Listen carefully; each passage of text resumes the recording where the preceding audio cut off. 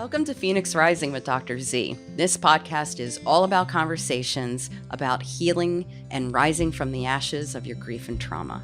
I'm your host, Dr. Christina Zampatella. It is my sincere hope that this podcast is going to give you the words and the understanding to help you heal through your grief and trauma. Hi, this is Phoenix Rising with Dr. Z. I am your host, Dr. Christina Zampatella, and I am here with a dear person that I know, and she works at the Center for Grief and Trauma Therapy. And this is Jacey Ludlam, and I'm going to allow Jacey to introduce herself because she can describe it better than I can. Absolutely. I'm Jacey Ludlam. I am a pre-licensed clinician at the Center for Grief and Trauma Therapy currently. I had my undergraduate at Cedar Crest College in art and psychology. And then I went into a master's at Thomas Jefferson University, and I went for community and trauma counseling with a concentration in art therapy.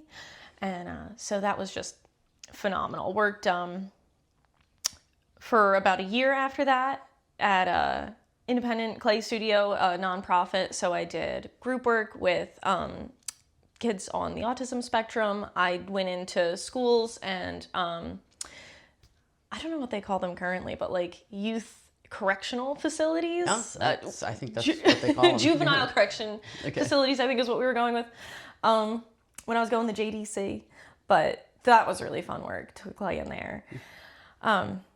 I have experience in my internship with intensive outpatient facilities and doing group work with a little bit with the teens and kids there. I think they had kids 10 to 17. And the clay studio was like 5 through to adulthood. You could come however you wanted.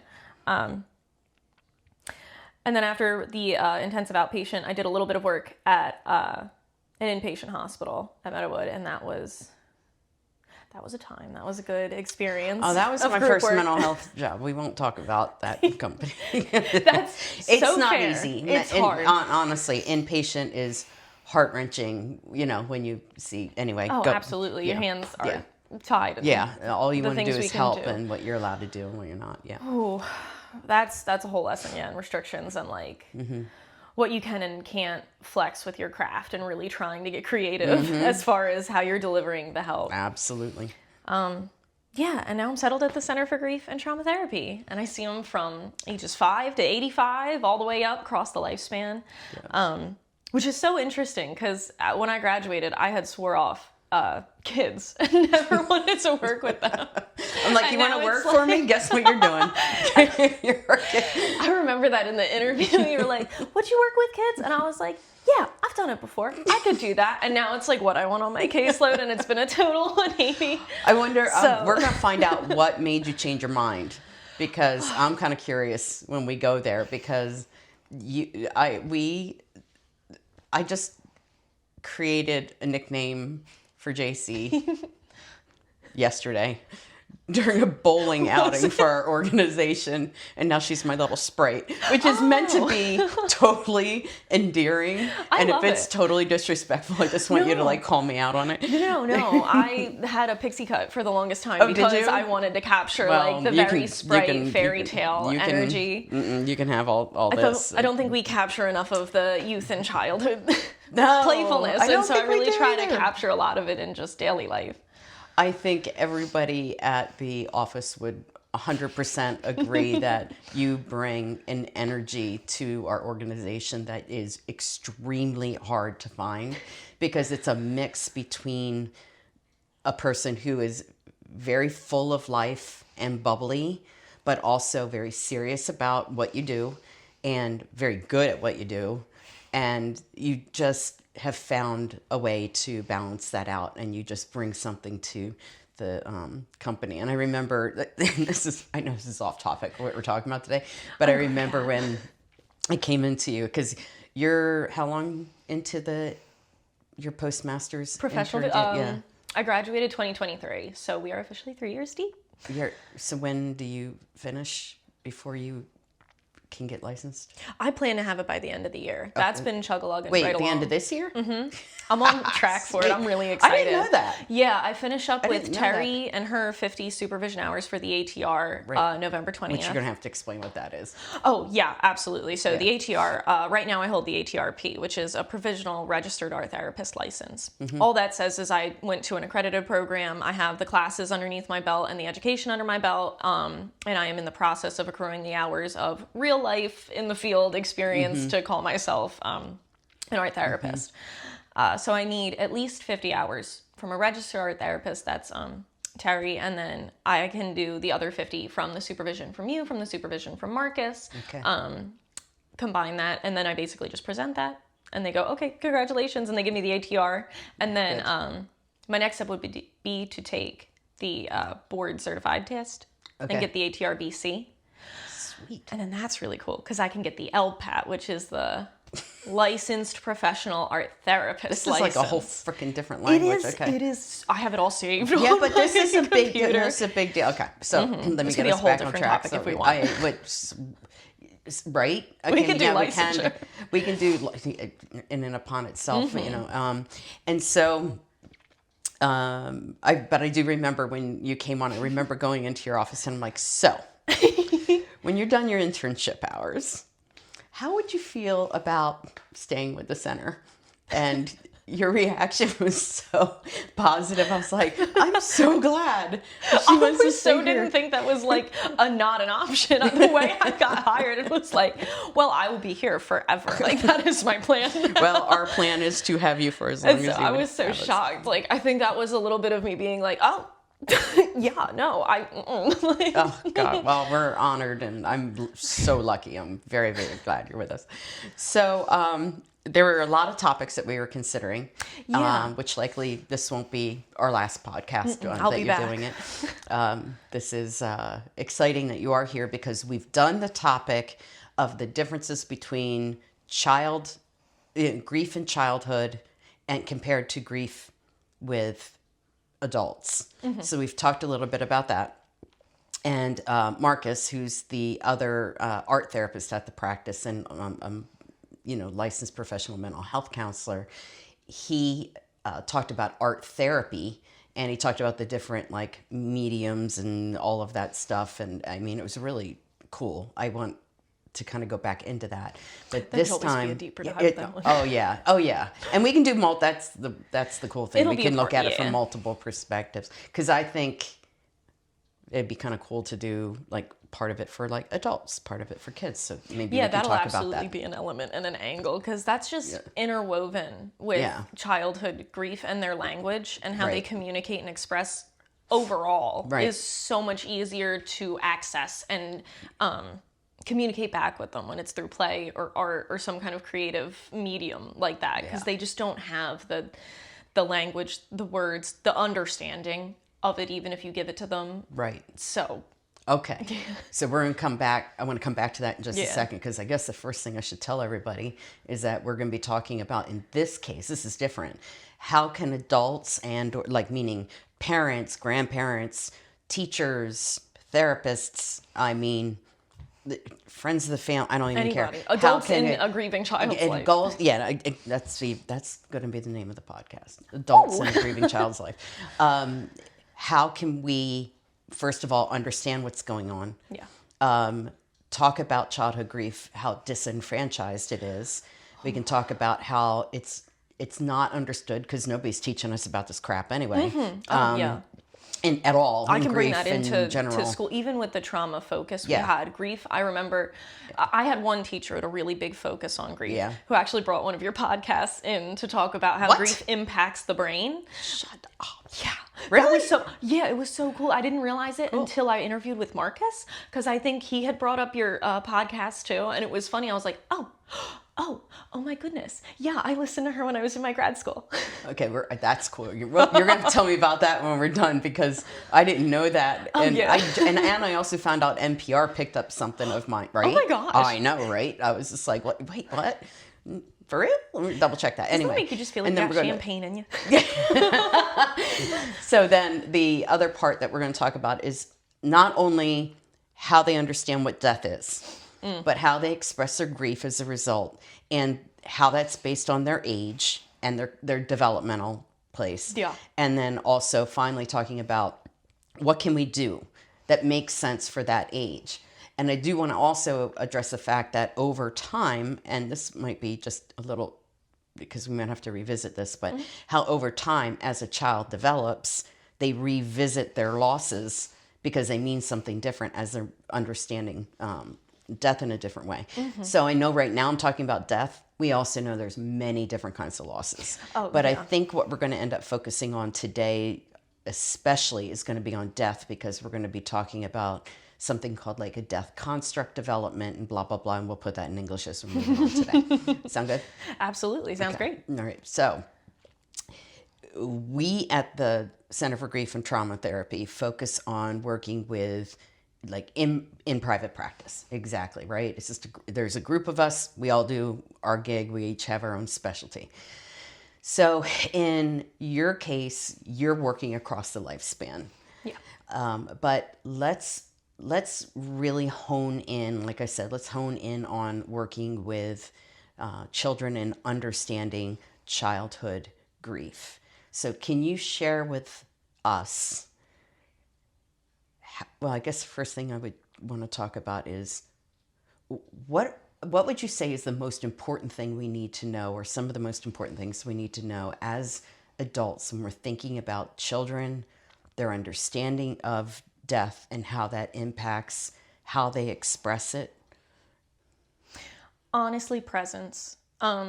Presence and that non-judgmental. Don't let it scare you. So that's the first thing we need to do. But what do we have to understand about children and how they understand what death is? As far as receiving it? No, as far as understanding what it is based on their cognitive development. Oh, how they're experiencing it. Yeah, like how we talk about there's the five. So there's lots of different theories behind how children understand what death is. One of it is called, the death construct development.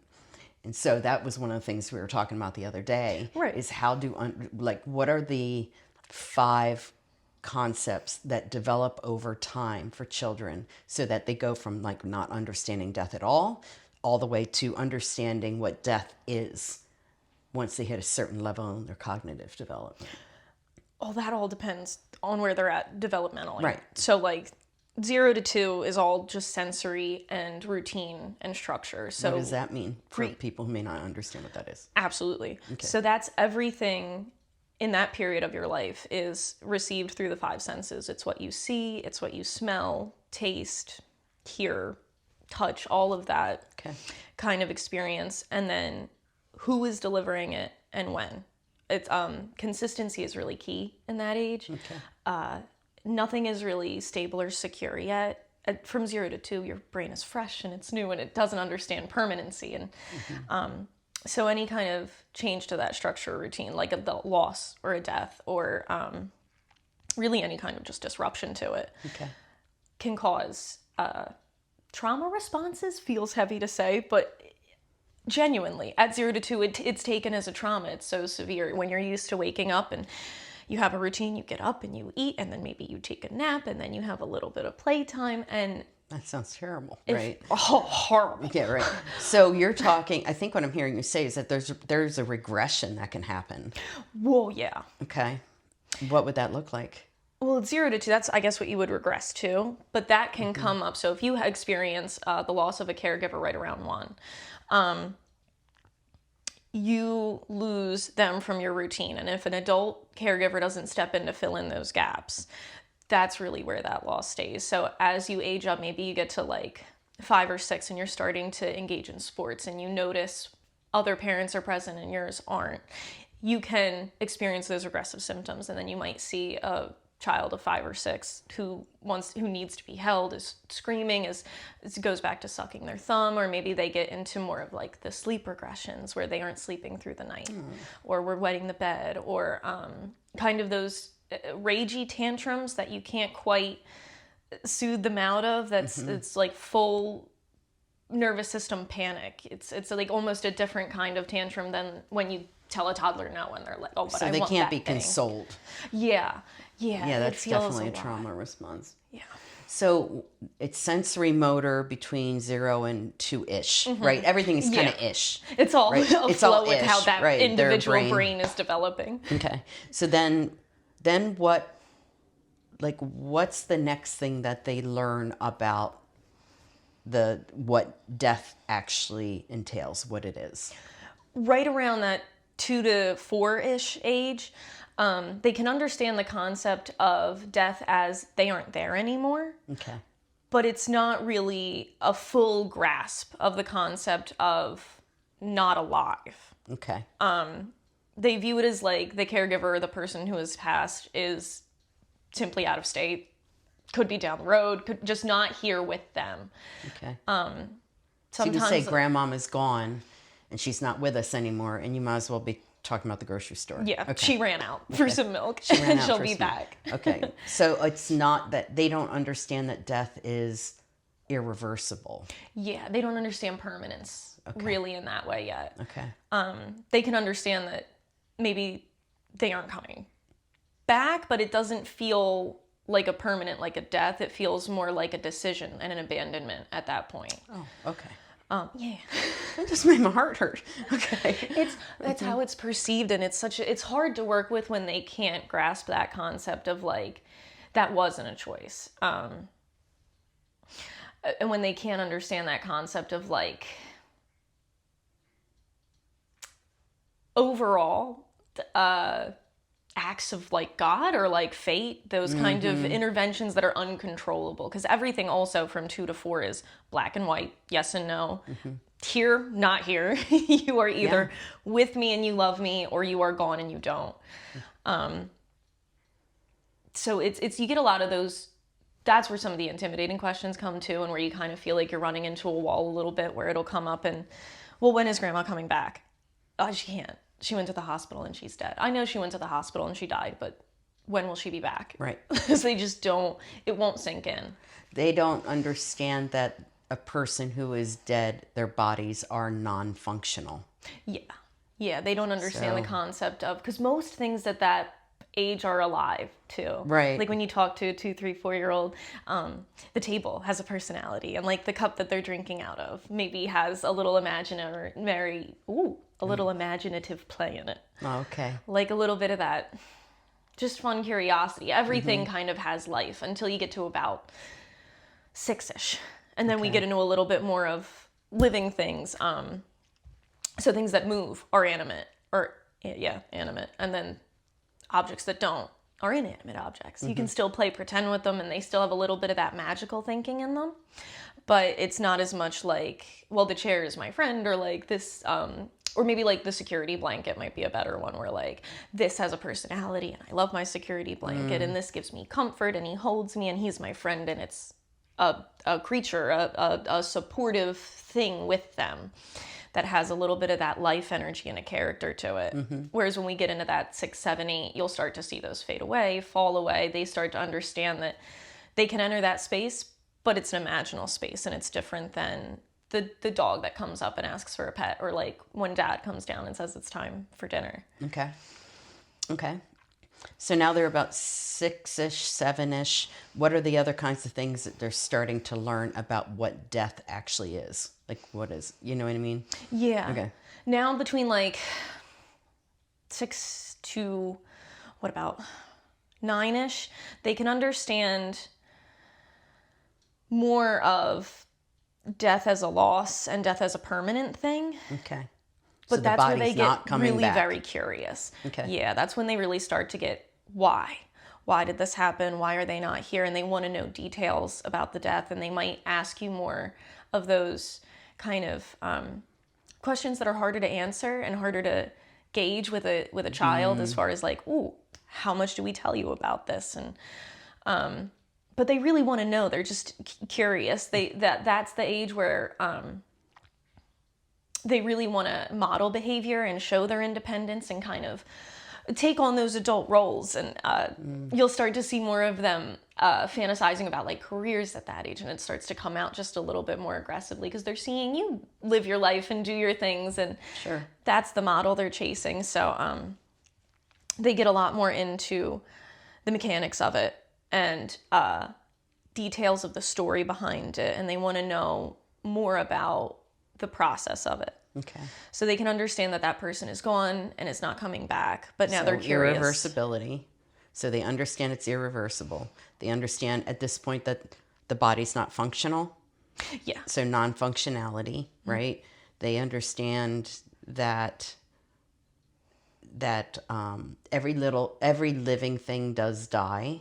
At that point, they're beginning to understand that, because I got a story around that to share you. Yeah. So we've got irreversibility, non-functionality, every little thing, every living thing dies. Mm-hmm. We've got, what else is going on there? Between 7 and 9, because they don't really understand like another plane of existence as a concept until about 9.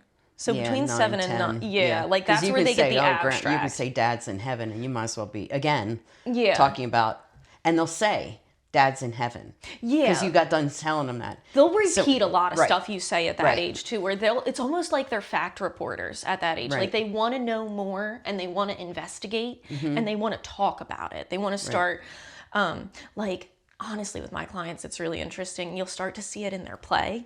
Like the stories that'll come up out of the characters that they're using, or the interactions of the characters they're drawing, are telling a story around loss, or trying to find something, or saving yourself from this big, bad, scary, because they start to understand death as like a storybook concept.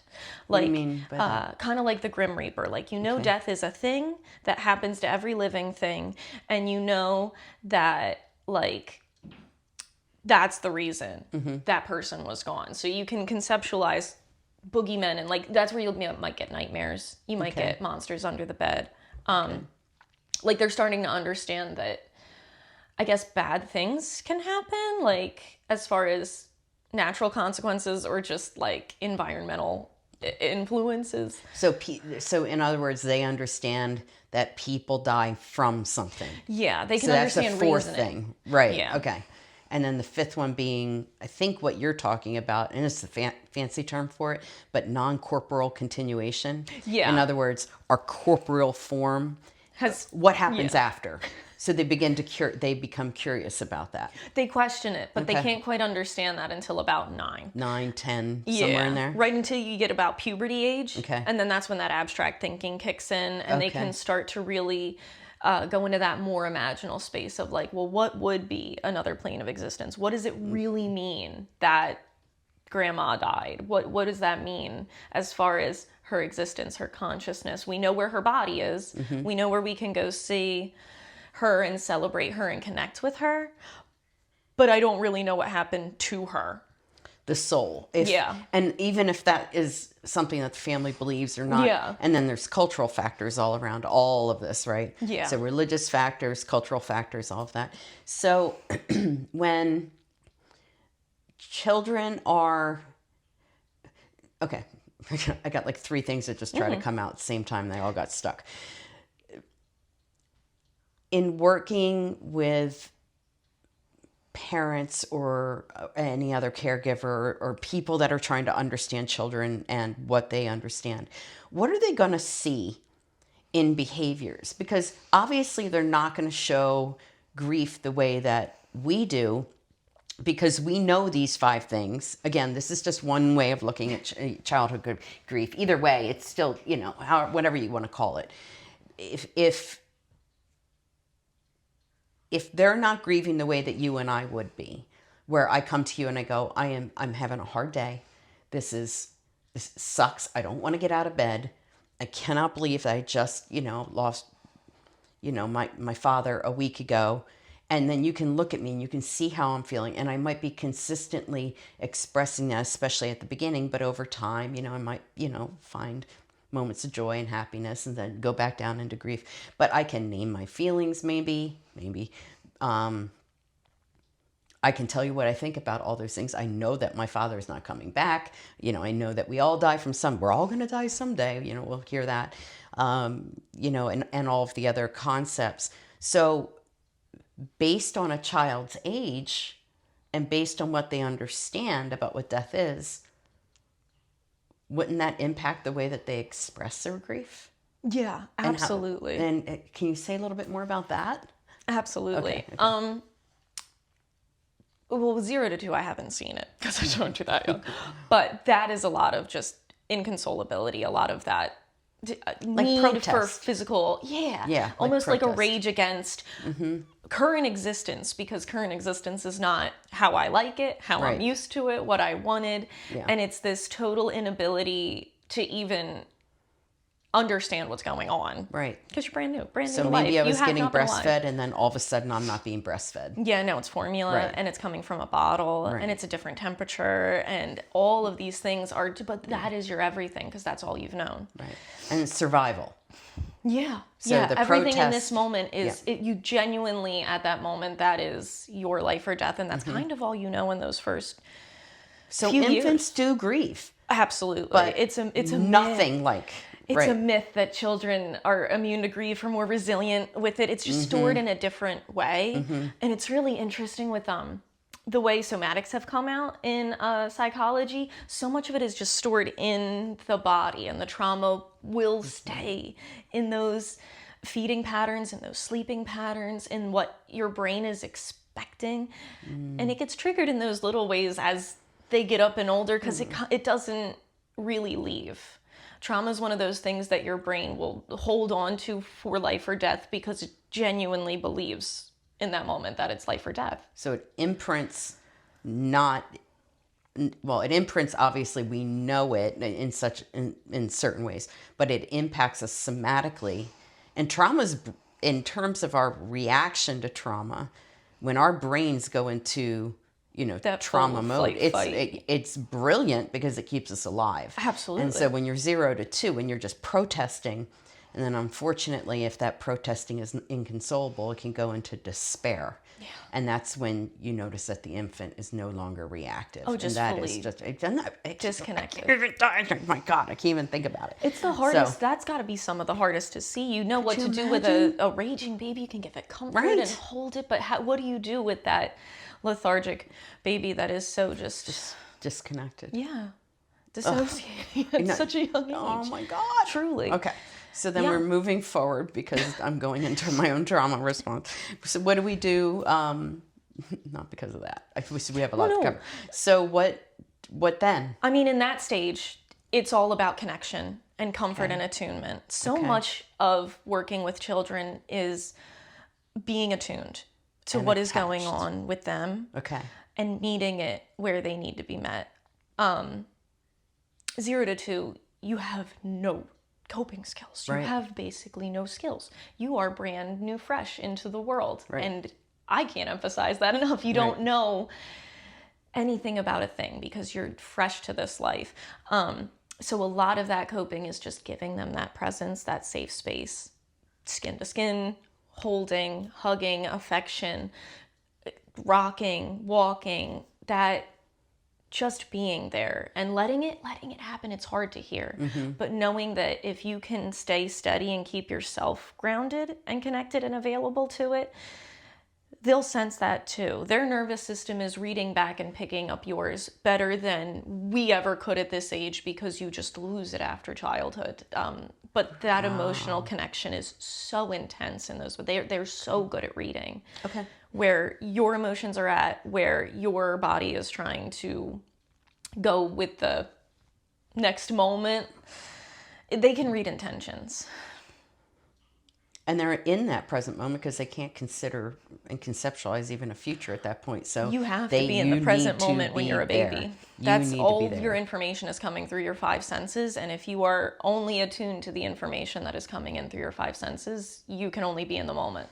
That's got to be, I imagine, let's just say traditional family. Okay, we're just nuclear. Nuclear, traditional nuclear family. Mom, dad, baby, whatever. Mom passes. dad's left with trying to figure out how to adjust to all of that. Number one, the infant is going through what we're talking about right now, but the father may also be going through such intense grief that how is he going to be present and taking on the roles and the responsibilities and to make sure that his child is receiving that groundedness, that presence, that calming presence. So, I mean, I'm not saying that we have a way of fixing that right now, but I'm just saying something that we need to consider.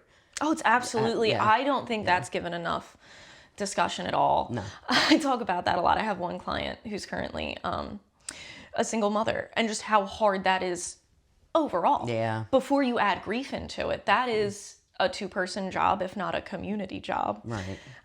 So my best advice for that is to bring in your peers, bring in your family members, bring in your supports, bring in your friends, bring in community members. Lean on the supports that you have. You don't have to be the one that is holding that all down for your child. It's a really important message. Really important message. That's hard and heavy work, especially to be there across for the your board. child. I would think about for children of any age, right? Absolutely. Social Absolutely. support. Yeah. Okay. Oh, yeah, because they're going to take cues from more than just you, too. Sure. Even as the surviving parent, I would guarantee you're probably the most important pillar in their life. But they're going to be taking cues throughout the lifespan from their friends, from the other adults in their life, from who they're seeing on the day-to-day basis. And those people also need to be able to be attuned to it. If you can't hold it, I'm not asking everybody to do that as their job, but at least have resources, have outlets for it, just a general ability to be able to create a space where they can experience the emotion with, in a tolerable amount, not anything unreasonable, but... Okay. So then what? We move forward in age. We get to that 3 or 4. Oh. What are we going to see? Whoa, my brain is buffering. We're getting there. There's a lot. I know I'm doing a lot. Moving forward through this. Yeah. So we get through 0 to 2. That's more sensory motor. With 2 to 4, we're really discovering yourself as an independent, as a separate being from people. Before then, you don't have enough brain space to conceptualize yourself as separate. Okay. Which is another reason why that loss is so intense. You don't understand the difference.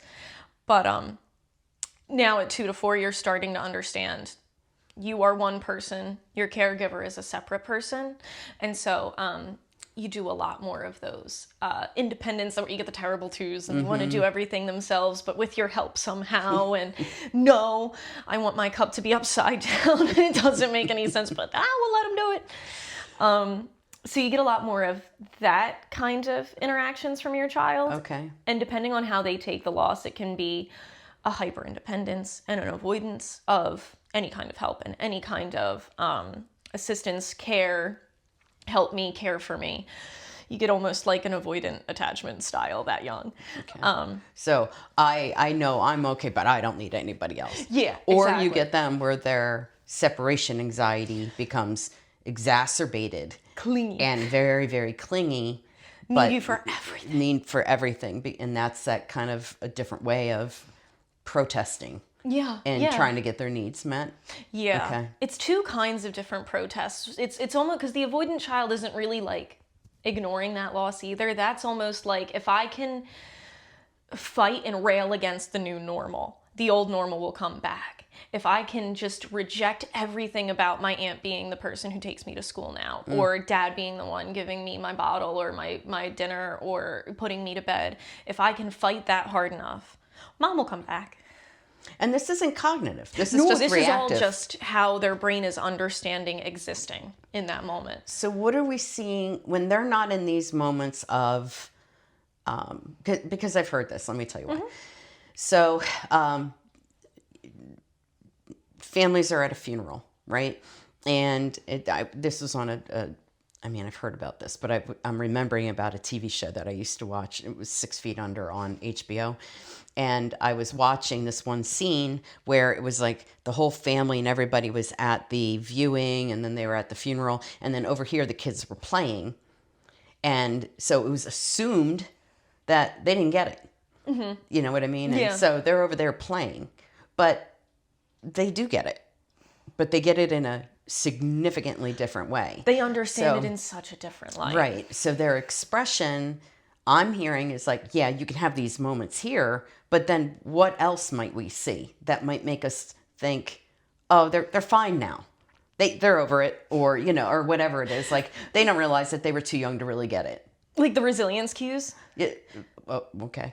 I don't know if that's even what they're called or professional. I don't know. That's like a Jacey term. Sorry. No, you're that's good. Okay. I'll go with the Jacey term as long as Jacey explains it to Christina. Oh, 100%. That's like, I feel like this fallacy that kids are so resilient. And it's not really like a fallacy. Their brains are so plastic at that point, and you really can heal from a lot, and your neurons can reshift and rewire and reorganize and make up for a lot of, I don't want to call it damage, but experiences. And so what you'll see it come out in play, or you'll see it come out in these really kind of curious questions where it feels like maybe they aren't fully understanding, or it feels kind of like a fantasy world.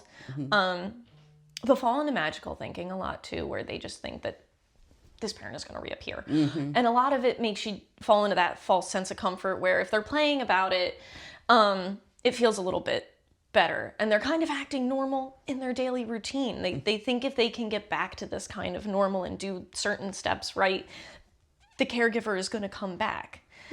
Like there's something, they know something's missing, and they think they can do the right collection of activities or the right kind of protesting and it'll come back. And that's where you'll see those two kind of branches of kids where like they either get kind of like really rebellious and really raging against this new normal because mom will come back, or I'll really obey and I'll really listen because if I coordinate, if I cooperate, that must have been what happened. It's like this will bring mom back. Oh, so they think that maybe something they did caused the problem. It can come up. Even it's and not even guaranteed. A little bit older. Yeah. Yeah. Shame is always shame comes in about 2 to 4. Okay. Guilt comes in around that next stage, like that 4 to 7, 8-ish. So I was so bad that maybe, this happened. You see that when parents like separate or divorce or something.